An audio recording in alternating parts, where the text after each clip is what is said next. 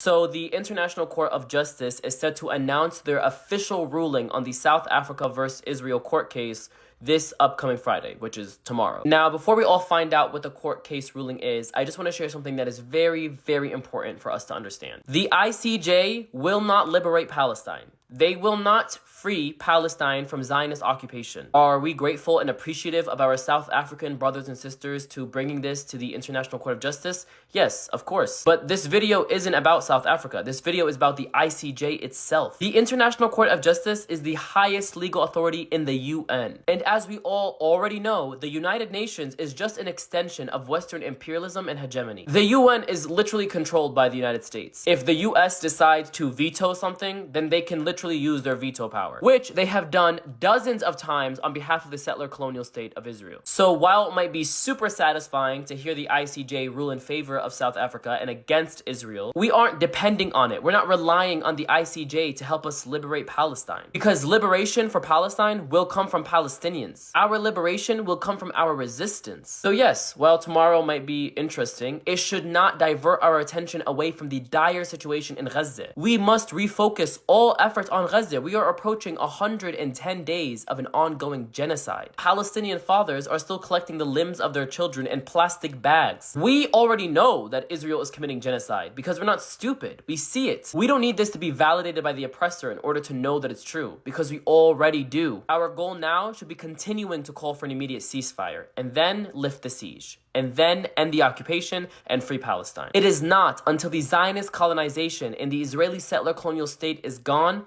that Palestine can truly achieve liberation for its indigenous people. So tomorrow, come the ICJ ruling, make sure you understand that the ICJ is just an extension of the Western world's imperial power. Please keep Gaza in your du'ats, ask Allah to protect them and all the people of Palestine, and accept their martyrs, Ya Rab.